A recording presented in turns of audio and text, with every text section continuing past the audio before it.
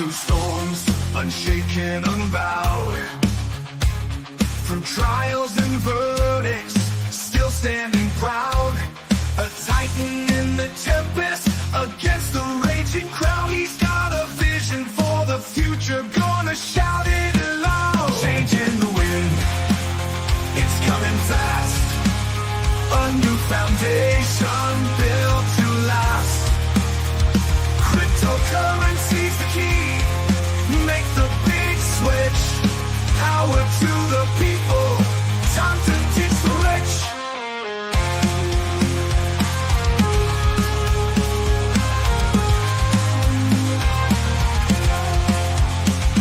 Legal battles can't hold him, he's moving on.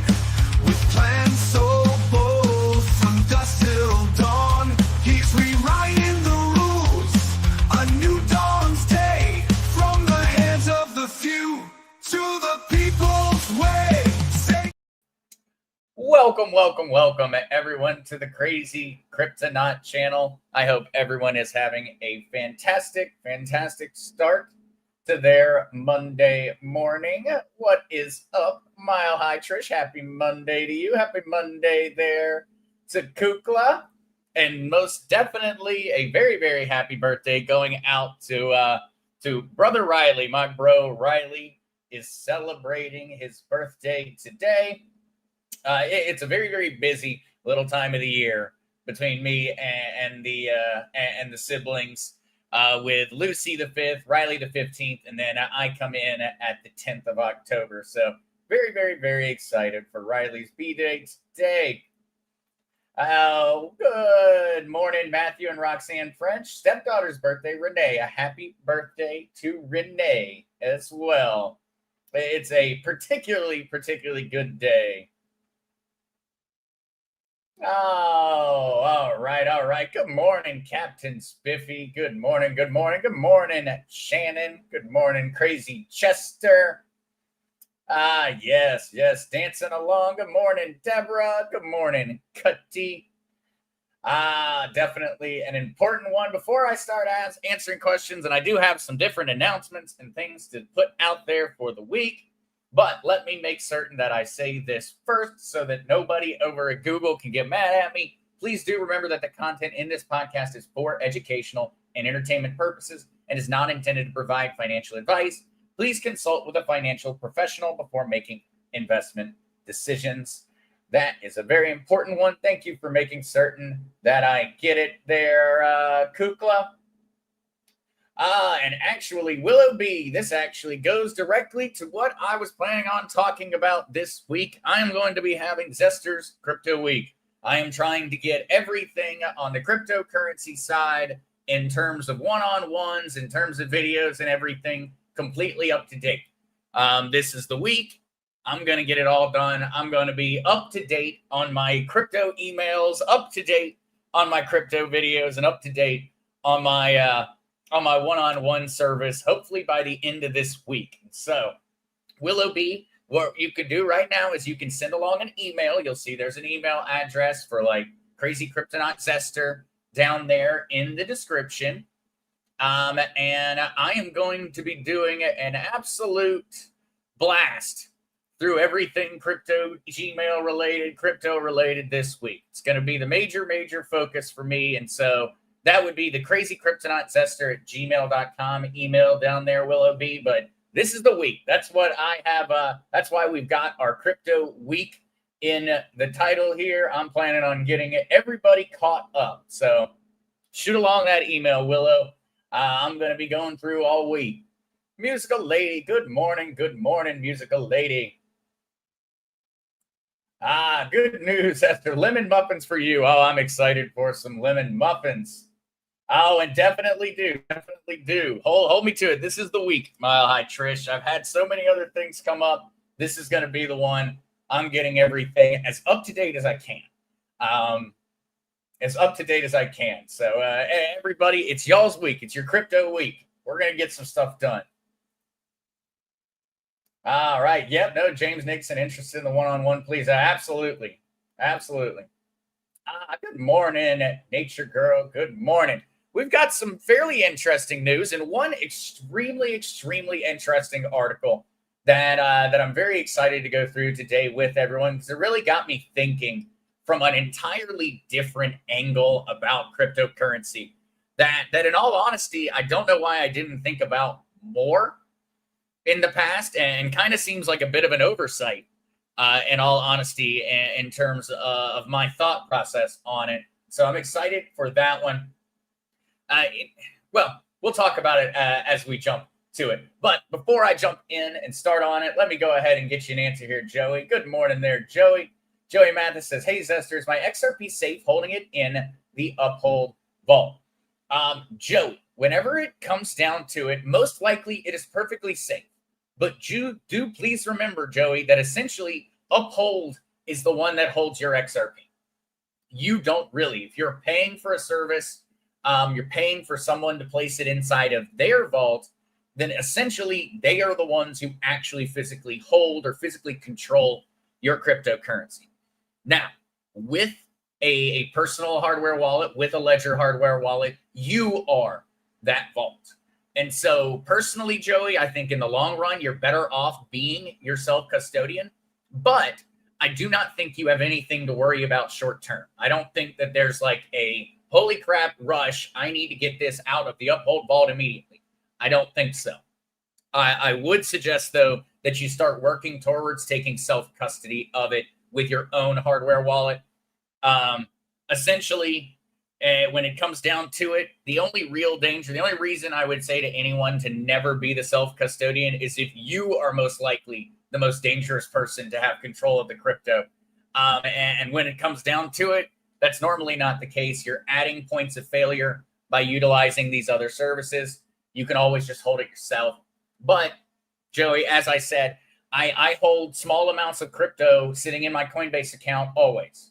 I have small amounts of crypto sitting inside of exchanges all over the place. I'm certain I have even forgotten about crypto that I have sitting inside of exchanges all over the place, and I do not worry about it. Ultimately, I still always move everything for the long term over to my self-custody, but I do not sit around and panic that an exchange is going to shut down or they're going to steal my money or I'm going to get hacked. I don't. And so, Joey, I would start working towards having your own wallet in order to keep it self-custodied on, but I wouldn't go running out and making a purchase today. I wouldn't be panicking. I would just be planning. Plan, don't panic. Maybe that's what I should have said. That'd have been the short version. Plan, don't panic. All right, let's jump to the news of the day, though. Where are the charts currently sitting at all around? Well, pretty much sitting right where we were sitting at on Friday. We've got $114,618 Bitcoin, got $4,476 Ethereum, $3.02 XRP. As a matter of fact, on Friday when we looked at it, I think we were sitting at $3.03. And so we have moved a whopping 1 penny down over the past 3 days. Overall, the market is pretty much sitting exactly where we were looking at it on Friday. Not too much has changed. Everybody still looking towards Fed rate cuts coming on the 17th of September. And so expect essentially Wednesday. Wednesday is going to be the big day when we see a lot of movement occur in the markets, unless something unexpected happens. But planned volatility, plan on volatility coming up on Wednesday. If we get good news, that volatility is going to be upward prices. If we get bad news, well, then we're going to watch prices go down. So we're either going to be looking at seeing a bit of a decent return on Wednesday, or maybe we're going to have a buying opportunity that pops up on Wednesday. And so definitely be looking forward to that one. That is where the major focus is going to be for this week. It's really going to come down to what does the Fed have to say on the 17th. And ultimately, people are fairly confident right now that we're going to get good news. But remember, we had that conversation about stagflation just last week. And ultimately, how is the Fed going to choose to address the stagflation error when essentially it's bad to complain? It's bad either way. What decision is the Fed going to make? I'm going to go ahead and make the assumption that the Fed is going to protect the stock market and it's going to protect cryptocurrency in the same move rather than essentially try to protect the American employee. That just tends to be what typically occurs. Look back to 2008 and 2009. Look throughout essentially every time we've had any major financial changes or major financial problems.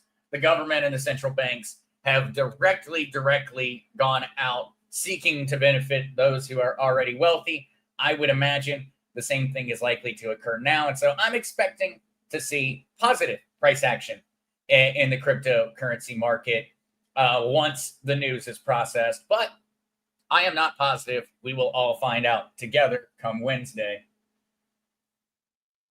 All right. Willow B, I've heard that when the RV happens, anything on the exchanges not in self-custody will be lost. Is that true? Willow B, I do not believe that everything will be lost. Essentially, Willow B, what I do believe is very much a worry is that through all of the crazy financial shifts we're currently experiencing, because we really are experiencing a massive shift in the financial system right now. We're actually going to talk about that in just a few with an article. We are experiencing it right now. It is happening. We are going to, as our article today would choose to describe it. They choose to prescribe it more as a matter of the idea of capitalism 2.0. But essentially, as we make this move to this new financial system, there will be companies that will fail. Undoubtedly, there will be companies that will fail. There will be volatility in the markets. There will be a little bit of craziness. I do think that certain exchanges may go out of business, but I do not believe that we're essentially just going to have everything that's there taken. But any time where we start to worry about the solvency of these different exchanges, of these different companies that are holding our cryptocurrency, well, that is concerning. Remember FTX. Remember countless examples that we've seen over the past years, from Mt. Gox to FTX to Terra Luna and the like. The biggest danger when it comes down to it is essentially that these companies are going to mismanage their funds, mismanage their money, and in doing so, they're going to lose yours. And so Willow B, I wouldn't be worried about it specifically that way. I would still say everyone should be focused on the idea of self-custody. I still strongly support it. Understand that that is in many ways an ideology, an ideological stance. As we now, for the first time in human history, genuinely have the ability to become the self-custodians of ownership. We have for the first time, in all honesty, in all of human history, we finally have the ability to genuinely be the self-custodian of our own wealth, of our own data, of our own financial future. That is something that has never happened. Now, I mean, literally, you would have to go back and try to draw a correlation between, say, a king of a kingdom. I guess you could say he had self-custody of his own wealth and of his own finances in the past, but ultimately, even that is really not even exactly accurate. Even he could have somebody come over. The king next door could come over, invade his kingdom, and take his wealth and make him no longer the self-custodian. It really is that big of a change. It has never happened. You have never been able to be the owner of your own finances, the owner of anything. Ultimately, a central bank, the government office, they have been the determining factor who said, yes, Willow owns this. Ultimately, you didn't own it. You had privileges over that property or over those assets. That's changing. So I would highly advise to folks that you be planning toward self-custody at least sometime soon. Yeah, Musical Day 17th is Trump Day. Absolutely. James Nixon, do you pay commission both buying and selling on Coinbase? Is there a best place to buy, a lowest cost? James Nixon, there are taker and maker fees when it comes to making swaps or making exchanges or trades on the Coinbase exchange. you are going to essentially you're going to have those fees no matter what, regardless of whether you're buying or selling. Those fees, I will say, James, there are some nuances here. And so if you're exchanging between, say, US dollars and USDC, the stablecoin, those don't have fees. And so you're not going to pay a transaction fee between that trading pair. But now, say you wanted to take US dollars and you wanted to buy Bitcoin, there is going to be a fee that the centralized exchange, or Coinbase in this situation, is going to take. In most all situations, James, there is going to be a small fee. Some exchanges, that fee is larger. Always, that fee will be essentially at its largest point whenever you're making a purchase with a debit or credit card.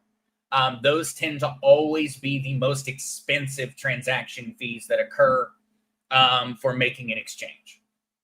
Now, with Coinbase, you can pay, and many exchanges have a subscription service that you can pay for that would mean you do not have to pay any fees. Now, this very rarely is this a good idea for most investors, unless you are very, very active. If you are buying tens of thousands of dollars of crypto a month, you should be paying probably for one of the Coinbase subscription services where you pay $100 and you don't pay any transaction fees for the entire month. That may make sense if you're doing enough volume. But in most situations, James, ultimately, unless you're buying a large amount of crypto or you're moving a lot of volume back and forth between crypto, different cryptocurrencies and fiat or whatever, most of the time you're better off just paying the fees. The ways you can get those fees down, though, James, or as I kind of alluded to, one way is connect a bank account to the exchange. And so that way you're making purchases with liquid dollars. You're not transferring from a credit or debit card and making a purchase. That will limit your fees right there. Other things on top of that, James, that can be done would then be, hey, if you're doing enough, you could get one of the subscription services. But James, nowadays, most all of the exchanges have pretty even numbers. So Coinbase and Uphold, they charge pretty much the same amount for most services. Kraken and Gemini, Coinbase, Uphold, most of them charge pretty much the same. Crypto.com, same idea. And so, James, I hope that when you are essentially going to be paying some of those fees, your best ways of limiting them are to limit making purchases with credit and debit cards. And then two would be to make that decision about whether you're buying or trading enough for it to then make financial sense to just pay them a subscription. Crypto Warden, is the new Fi software wallet safe? Claims I can connect Ledger hardware wallet through it to claim Cardano Glacier Drop for XRP holders. Crypto Warden, I am glad that you just said that one. I will be looking into that one for Crypto Week. And so I am not certain if that is safe, Crypto Warden, but that is that's getting written down on the list because that might be very, very helpful. That might be very helpful for Crypto Week. And so Crypto Warden, I will be looking into that one to make certain, just because I'm not positive how it works. All right. I think I got enough of that written down so that I can't go forgetting it. Now, Crypto Warden, I will be checking up on that one. Musical Lady, the Fed always moves slow. Lately, look for 25 basis points only. We will find out for sure. Yep. At 25 basis points is most likely the solid bet. If I were a gambling man, that'd probably be where I'd put my money. Pete Rose, and just buy more crypto if bad news. It's gonna, that's how many people look at it. That is how many people look at it. Nature Girl, why do you have more than one personal wallet? I have one Ledger wallet. Isn't that enough? Nature Girl, that is enough. I have more than one Ledger wallet because of work and because of organization of both my crypto and of family crypto. And so I keep myself organized and have really simplified it in that regard. That's why I have so many hardware wallets. I have a lot of hardware wallets because of work and because of kind of organizing all of my crypto around. It's not necessary, Nature Girl. It's not necessary at all. If you are just a typical crypto holder, unless you just want to simplify organization, you and your whole family could have the same wallet. And in all honesty, and there really wouldn't be, as long as you trust everyone in your family, there really wouldn't be anything to worry about. And so, Nature Girl, no, you're never going to run out of space. It's not like you're ever going to run out of space to store more crypto on there. There's no limit. Hey, good morning, Cosmic Q. Lisa Lee, what's the key difference between stable coins and altcoins or Bitcoin? Is it just about who controls it? That's a great question, Lisa Lee. And so what stable coins are, Lisa, is stable coins are pegged to something. And so they are stable to the price of whatever that other good is. A great example of a stable coin, Lisa, would actually be Tether. And so Tether is $1. One Tether, $1. Tether is a stable coin pegged to the US dollar.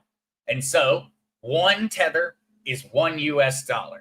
For every one Tether that exists out here on the internet, on the interwebs, there is $1, or there's supposed to be $1 sitting inside of a bank account backing it up. It's representing a digital representation of that $1 that is sitting inside of a bank vault or a US Treasury bond or whatever.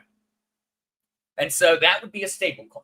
You could also have a stable coin like Pax Gold, where one coin is 1 gold ounce. That would be a stable coin that is pegged to a gold ounce. So stable coins can come in a variety of different ways. It could be pegged to the euro. It could be pegged to the US dollar. It could be pegged to whatever. But essentially, it's representing that it's pegged to something. It is a digital representation of something. Now, an altcoin or Bitcoin is not a digital representation of something. It is just digital. It is a digital token. It is a digital coin. And so your Doge is not a stable pegged version of something. Your Bitcoin is not pegged to something. It is just cryptocurrency. It is a blockchain ledger. And so in that regard, Lisa, that's how you can kind of simplify what's a stable coin. And Lisa, you've heard a lot about stable coins recently because of the Genius Act and because of everything going on both inside of the United States and outside of it in regards to stable coins. The United States government is attempting to push the entire world to start using US dollars in the form of US-backed stablecoins. That's what the US government wants. It's essentially petrodollar 2.0. It will create an extremely strong dollar. It'll allow for the United States government to have an extreme amount of influence around the world. That's what they want. And so that's why we're seeing this major push. Stable coins really are an incredibly important point of the future financial system. Essentially, we are most likely looking at a world where in the future, we will be making the vast majority of purchases in the form of stable coins, and maybe in their current form or maybe in an evolution, most likely in a slight evolution from where they are today. Kukla, how are Tina, Tino, and Tommy? They are doing well. They are doing well. Actually, I don't know why I haven't gotten a visit from them in a little bit. You would think Tommy would be here to mess with me while he's got me stuck in the chair. Willow B, are there any biometrics for self-custody backups? Would probably be easier. Willow B, there are different biometric securities that you could use to potentially even further secure your self-custody backups. There absolutely are. I am one of those people that's always been very weirded out by biometrics. And so I'm a little hesitant about it on account of that, because ultimately, if somebody steals my fingerprint, I can't change that. If somebody steals my password, I can change it. I mean, heck, even if somebody steals your security number, there's at least something you can do. But if somebody manages to hack and steal my iris or steal my fingerprint, I can't change it. Well, I mean, what am I going to do? I guess I could burn my fingerprints off, but ultimately, I can't change my fingerprint. I can't change my eyes. And so I've always been very, very worried about using biometric data on certain things. But ultimately, Willoughby, biometrics are a part of the future. We're all going to get far more used to using biometrics, I imagine, in the coming years. But I remain somewhat scared of them. Willoughby. And hopefully I did not just impart my own fear of biometrics onto a bunch of people with that explanation, but hopefully I did. But there are ways, Willoughby, that you could have a biometric lock on your safe that then allowed access to your backup seed phrase, your backup 24 words. There are ways to incorporate biometrics into the system, and undoubtedly, Willoughby, there will end up being entirely biometric wallets in the future, I'm certain.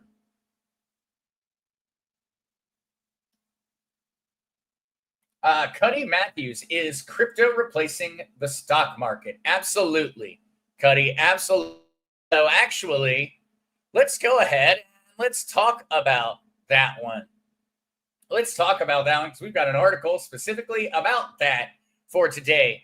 And so U.S. regulators, this was an old article, actually. And so I brought this one back up because of we've seen more and more action on this front. And so this one came out on September 5th, but we've seen further and further pushes on this. U.S. regulators released joint statement teasing 24/7 capital markets. And so both the SEC and the Commodities and Future Trading Commission released a joint statement exploring a possible shift to 24/7 capital markets and regulations for crypto derivatives. And so, Cuddy, we're seeing both the SEC and the CFTC pushing for, as well as just last week, Cuddy, the NASDAQ, that would be the NASDAQ Stock Exchange, invested $50 million into Gemini as a matter of allowing them access to crypto-related products. Cuddy Matthews, we're going to see the stock market become fully tokenized. And so we are going to see a 24/7 stock market begin to be created. And it's going to be based off of tokenized stocks. The stock market, as you have known it for your life, is going to go the way of the dodos. Because essentially, cryptocurrency is a superior form of stock ownership. It is immutable. It is public, it is accountable, it is 100% transparent, and it immediately allows for essentially control over it. And so if I were to say, have a cryptocurrency, I were to release tokenized John Deere, well, every single person would be able to go in and as a stockholder would be able to say vote directly through the blockchain, through that ownership over their tokenized form of the stock. It really is. We're going to see derivatives. And so we're going to see, any type of stock that pays you, whether that is, based off of yearly bonuses, quarterly, or etc. We'll start to see those payments occur automatically via the blockchain. Absolutely, Cuddy. Essentially, the short version of it is that we are absolutely going to see maybe this is an important point. We're going to see the stock market become tokenized.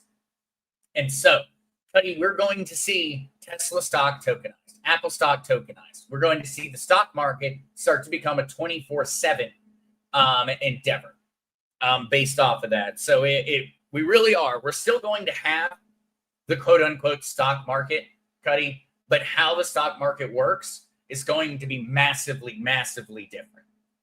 It'll still be the stock market, but it will hardly look like the version of itself it used to. Reno Hightower, how come it feels like we are making no progress? Well, Reno, I think a lot of that is that we're just not a part of these conversations. And so ultimately, like when I went through and had my AI and I go through and try to break down where we were at in the entire process over all of this. According to the AI, we've made an immense amount of progress, an immense amount. And so let me pop that one back up in that one, because as we went through and we see everything that's currently going on, and we take the context of the new financial system in the form of a new blockchain-based financial system, then we would see that we've already made it a very, very long way. We have already seen countless examples of newly released and important components of a new financial system built on blockchain. And ultimately, what it came down to is that the hybrid QFS is not sci-fi. Large chunks are already live across banks, FMIs, and big tech stacks. What's still forming is the common plumbing, standards, and interlinks. So these pieces click together everywhere, not just inside of single banks or pilots. The example above show that convergence is actively underway. And so this is a process where people are working on it from different sides. Remember the Intercontinental Railroad. Remember how we had the whole idea where we had a company start on the East Coast and we had a company start on the West Coast with the idea that they would the Union Pacific would meet together in the middle. Essentially, the same idea is ongoing from this in this standpoint. You could very easily draw a correlation.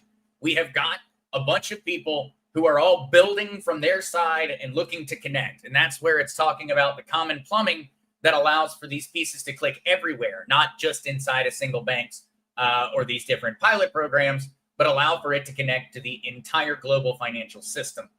I believe we are making a lot of progress, Reno, but I do absolutely understand where it's not happening fast enough from our perspective. I think that can be explained from really the standpoint of we are talking about the largest financial shift in human history. There is no comparison.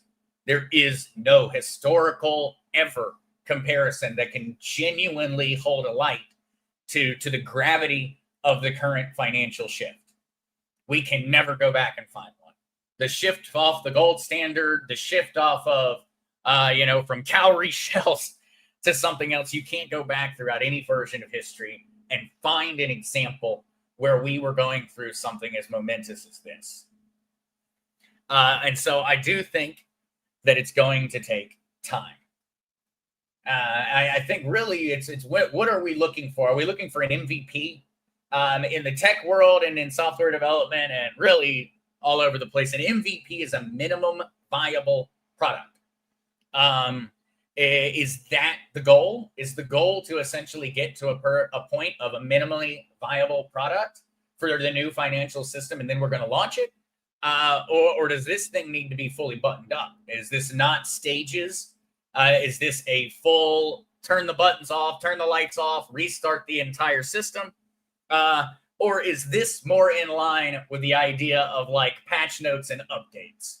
I lean more towards the idea that we are getting these updates in real time. And that essentially we can go right through here and we can see where we are at. High-speed retail rails allowing for the interconnection of the traditional fiat SWIFT system and the new blockchain system came out in the form of FedNow just back in July. We can see in terms of interoperability fabrics, we can see we've already got the SWIFT and tokenized asset interlinking is currently ongoing with over 38 institutions.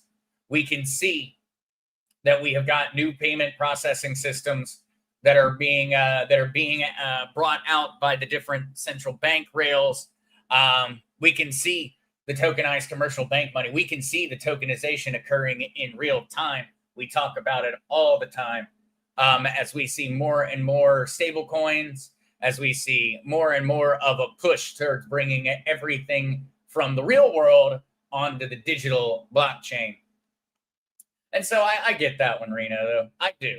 It often seems like we're not moving all that quickly towards it. But I think that we are moving a lot faster than we're aware of.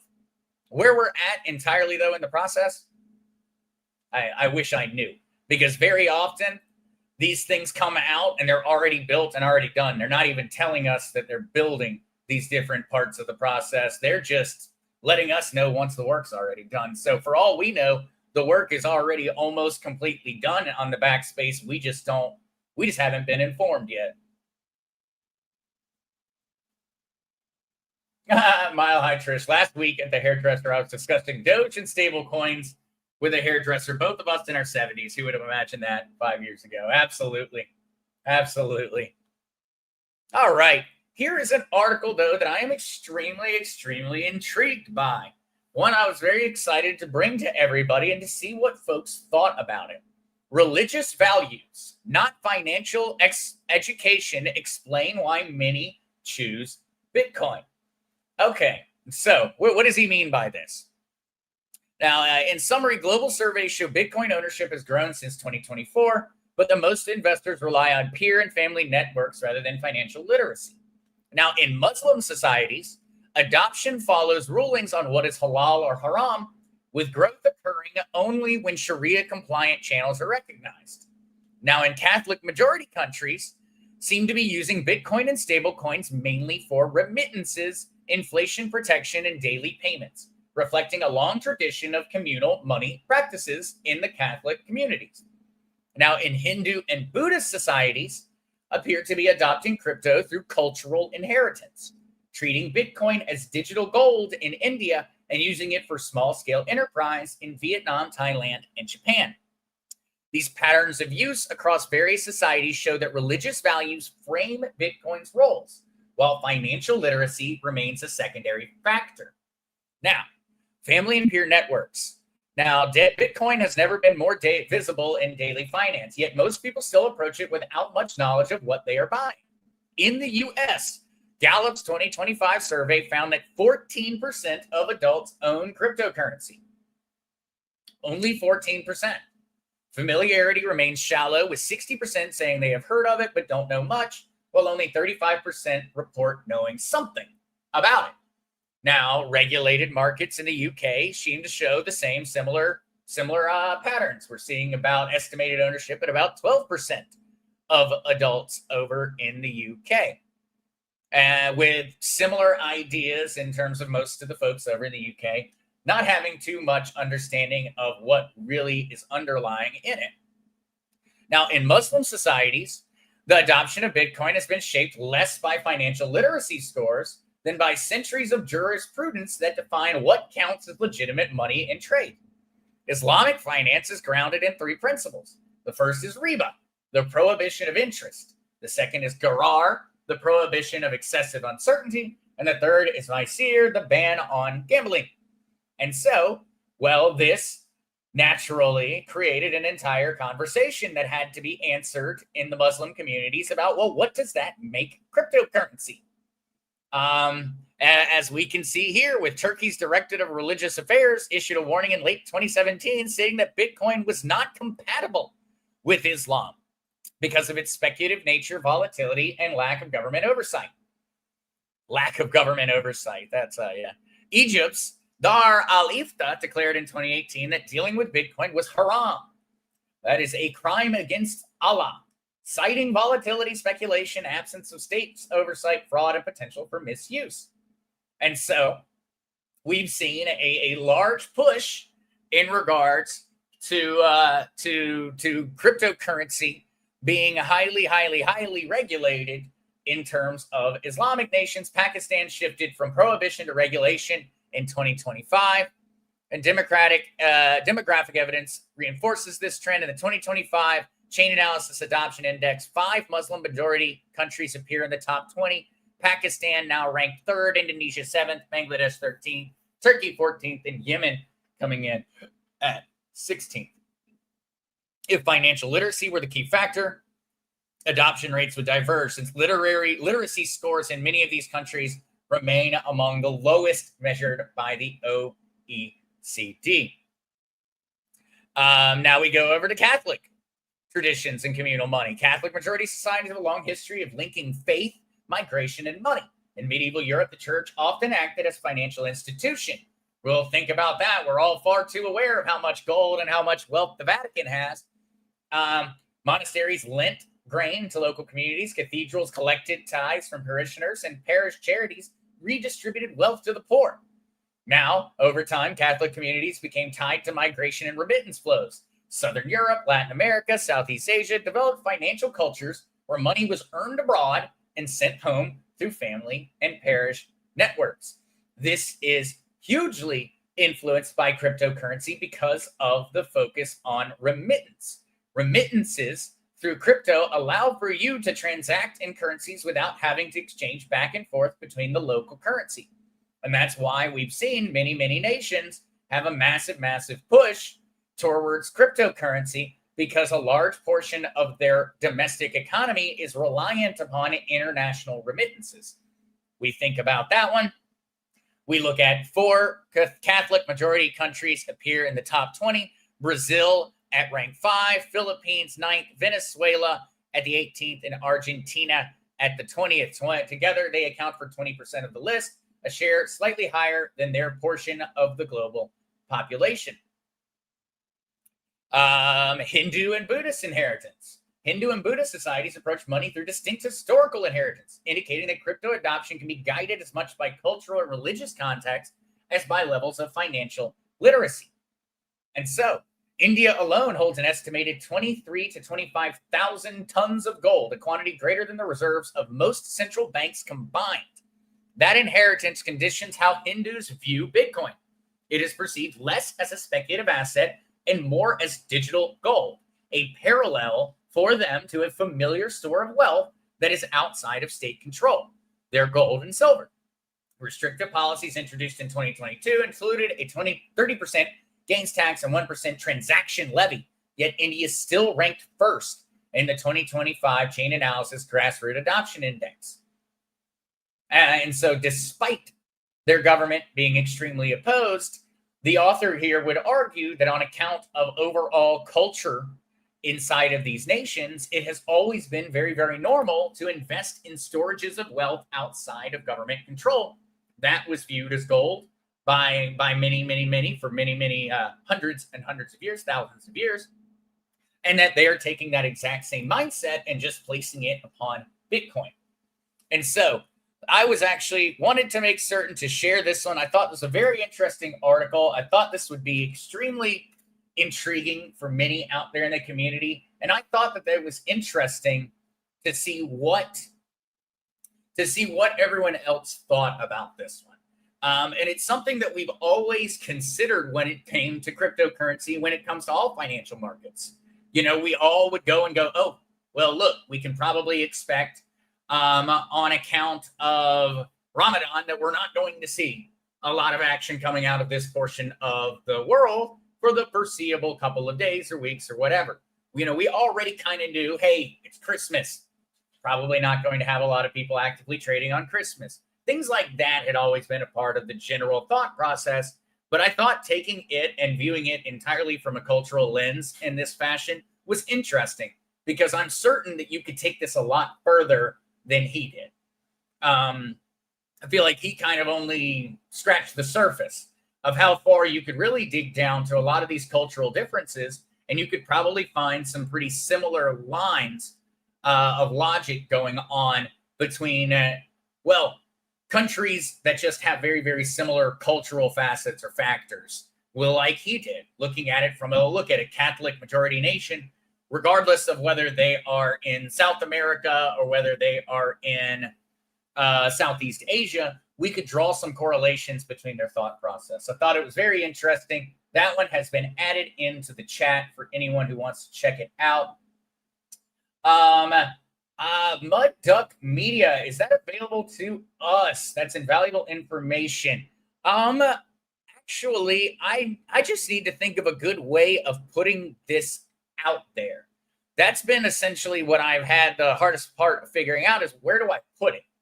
I'm happy to put out this information and to put out the entire AI write-ups on this and all of its thought processes. I'm just not certain where to post it.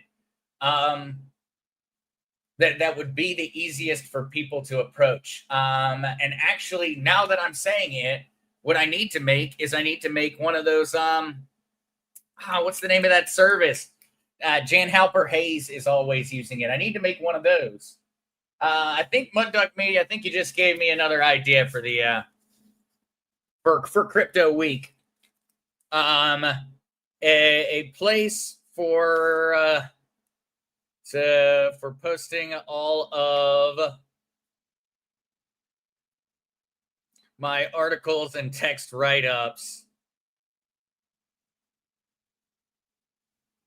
Sorry about that. Making certain to write that one up so that I don't go forgetting it. But Mud Duck Media, I will work on getting that one very, very quickly up and running at Mud Duck Media because I think I can very, very easily get that one. And so stay tuned. I'm certain there will be an announcement in the next day or so of where that can be accessed. That way everybody can go through and directly talk or directly interact with it. And so I may actually even be able to actually take the module that I have talked to this about so much, and I may even be able to provide that so that people could even ask their own questions of the AI. But we'll have to see. I don't know about that part. If anything, I know I can get these text write-ups up there somewhere. Kugla, maybe the Intel room for now. It's just they're very, very long. Kugla, they're very, very long, but that might be it. That might be a good first go. Cuddy Matthews, will there be a method to use crypto without using a smartphone or a computer for older folks, like a card or a physical tool? Cuddy Matthews, absolutely. Cuddy, I think that we're seeing that happening right now with the crypto credit and debit cards, where we're going to start being able to essentially keep your typical debit card. It'll feel like a normal debit card. You'll have your typical online banking or your typical bank statement, and you'll be able to swipe and use it anywhere as if it were completely normal. Cuddy, from the standpoint of being able to easily spend money, I don't have any worries. Ultimately, one of the major facets of a successful economy is how easy it is to transact. And so ultimately, Cuddy, I think you're not going to have issues being able to spend it. Some of the more advanced parts or tools of cryptocurrency, those are probably going to be a little bit harder to simplify. But when it comes down to it, Cuddy, I believe you will be able to, in the future, you will just log in to your Wells Fargo account. In the future, you will be in your Wells Fargo account. You will see your US dollars. You'll see your XRP. You'll see your Bitcoin. It'll all be sitting inside of your typical account in a way that's very normal to what you're used to. That's where we're going. We are going towards a world where it becomes easier to spend crypto than it does to spend dollars. That's where we're heading. Absolutely. All right. Another article. And then, wow, the time has flown. I have gotten off on some tangents today.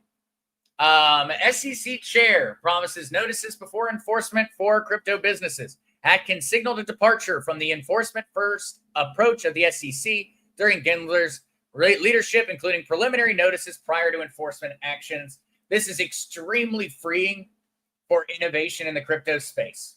Extremely freeing. Because ultimately now people can go forth, they can start trying things, start trying to utilize the technology in different ways without having to worry about them going to jail, without even being able to say, wait a second, I'll stop.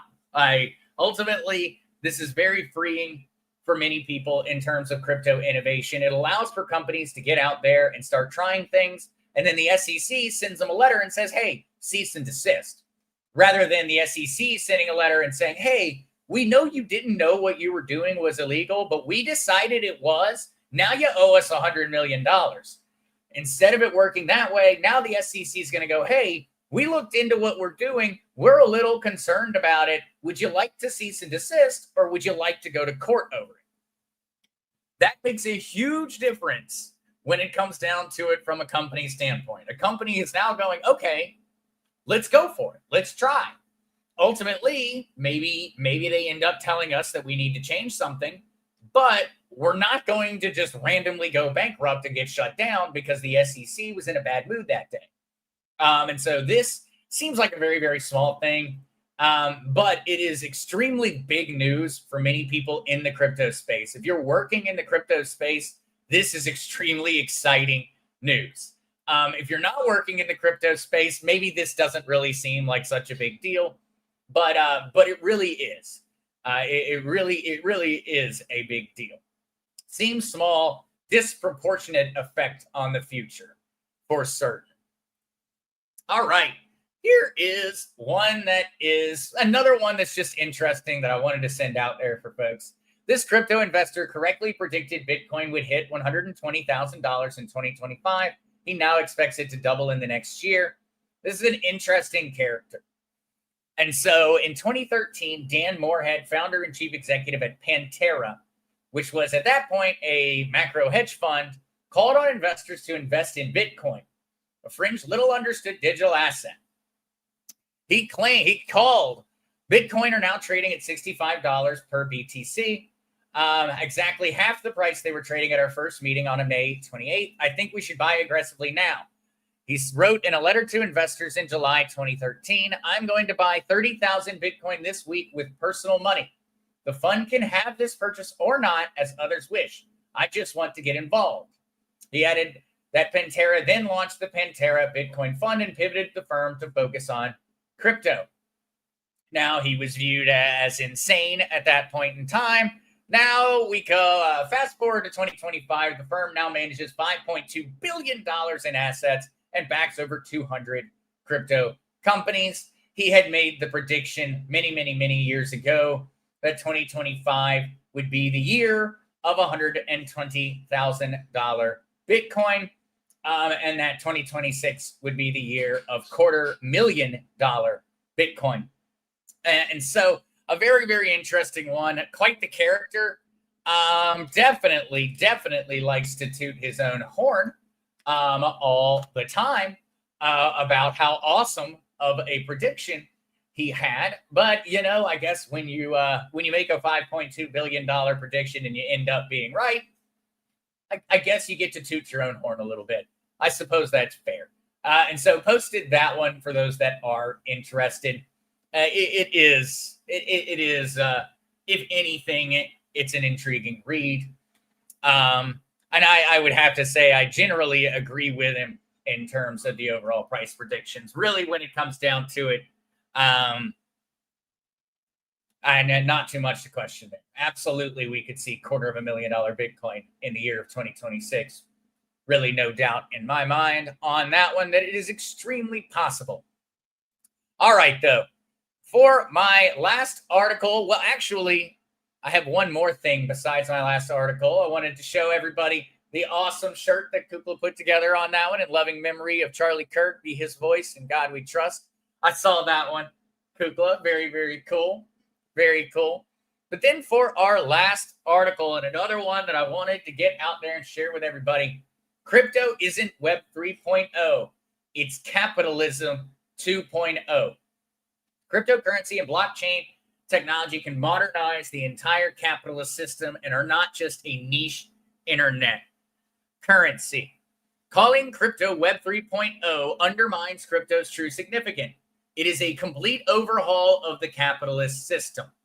Crypto supercharges all of the necessary ingredients for capitalism to function properly, including the free flow of information in a decentralized way, immutable property rights, incentive alignment, transparency, and frictionless capital flows. Crypto's end game will be that it fundamentally evolves the most impactful human invention of all time, capitalism. We said crypto was Web 3.0, but that undermines it. It is actually Capitalism 2.0. And so, what does capitalism need to succeed? As we had gone through, what does crypto enable? Absolutely everything that capitalism needs to succeed. And so in September, the SEC and CFTC released a joint statement teasing the possibility of 24/7 capital markets. We actually talked about that one earlier in the stream. And if the agencies succeed in establishing always-on capital markets, the move would mark a significant and seismic departure from the legacy financial system, which is slow to move and closes on nights, weekends, and most holidays. So, SEC and CFTC, there were some important things here that the SEC and CFTC outlined several points that could modernize the existing financial system. including always-on markets, regulatory frameworks, future contracts without expiry dates, etc. Certain markets, and here's what was very, very telling, and I think there was a lot to take away from here. Certain markets, including foreign exchange, gold, crypto assets, already trade continuously. Further expanding trading hours could better align U.S. markets with the evolving reality of a global, always-on economy. These proposals would further intertwine the traditional financial system with digital assets and migrate the legacy financial system to internet capital markets through digital rails, including the tokenization of real-world financial assets on the blockchain. And I thought this was once again another interesting one, and I immediately started hearing whistles when I was reading this article, as he references it as Capitalism 2.0. I think that there may be a little bit of a brandable title there, Capitalism 2.0, and the new financial system that we are moving towards. And so I'm going to be adding this article as well into the chat for anyone who wants to check that one out.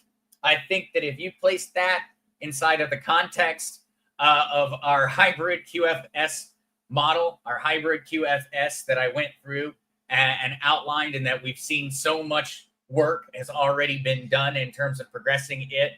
I think if you kind of take it, maybe the better way to view it is really not a blockchain system or a quantum system. Maybe the easier and most brandable term and really the most concise way of looking at it is Capitalism 2.0. And so with all of that, I am going to go ahead and jump over and start looking through emails and getting videos up and all of that. It is Crypto Week. And so very, very, very excited to jump into it. I will part though with this one. I didn't want to leave that question unanswered. Mud Duck Media, if you have time, can you explain the pros and cons of gold versus Glint? Which is superior in your opinion? Now, when you're saying GLD, are you specifically referencing like a gold token or physical gold? Mud Duck Media, that would be my only question on that one. Are you referencing physical gold? Or are we referencing, say, a tokenized version of gold? Mud Duck Media, I do really, really like what Glint is doing. I believe that the future and the superior form of Glint, and where I believe Glint is going, would be more in the form and process of how Pax Gold actually works. And so Pax Gold is a cryptocurrency token, a digital stablecoin that is pegged to the value of a gold ounce. And so 1 troy ounce of gold is held inside of a bank, and it is digitally represented by a Pax Gold. And so in that regard, I would say that the furthest along in terms of what I believe the system is really going to look like in the future would appear to be Pax Gold. They appear to be the furthest along in the cryptocurrency space when it comes to really holding true to the values of what a decentralized gold-backed cryptocurrency could look like. And so I would have to look into, I noticed you just said token there, Mud Dog. And so I would have to look into that one, because when I type in GLD, just specifically the token symbol there, Mud Dog Media, I get a few different options here. I'm guessing gold token GLDT here may be the one you're referencing, but that is a very, very small project. Oh, Pax Gold. Okay. Mint Pax Gold. Okay. In terms of right now, Mud Duck Media, Glint is far more useful. And so right now, Mud Duck Media, Glint is far more usable. You can use your Glint Gold to buy things. You can spend it. You're able to much more easily use your Glint Gold on a day-to-day basis. Mud Duck Media, what I would say is that I believe Pax Gold is the future. Now, Pax Gold, with something like Pax Gold, you are capable of really starting to experience this new financial system. You are able to take your Pax Gold and stake it. I can take my Pax Gold, I can stake Pax Gold, and I can actually earn a return on it. Earn up to 20% with a high yield Paxos Gold account on uHodler. Product news up to 8% on Pax Gold on other services. Pax Gold is going to be more in line with what the future is going to look like. But Mudduck Media, I know already that Glint is going that way. Glint is planning on pushing the tokenization route and the cryptocurrency route. And so this is the question that could honestly change in the coming months, Mudduck Media. It could change. I think Glint is going to become more like Pax Gold in the coming months. Michelle, could we explain Staking Wednesday? All right, Michelle, we'll go for some staking conversation on Wednesday, and we'll use Pax Gold as our example. And so on Wednesday, we'll talk about Pax Gold and staking it. That way we can hit 2 birds, 1 stone. All right, though, guys, with all of that, I see it's been an hour. Thank you guys so much for joining me this Monday morning. I hope everyone has an amazing, amazing week. I'm looking forward to it. I will be back 11:30 a.m. on Wednesday, Eastern Standard Time, of course, for that one. And I will see you then. Love you guys. Thank you so much. See you soon.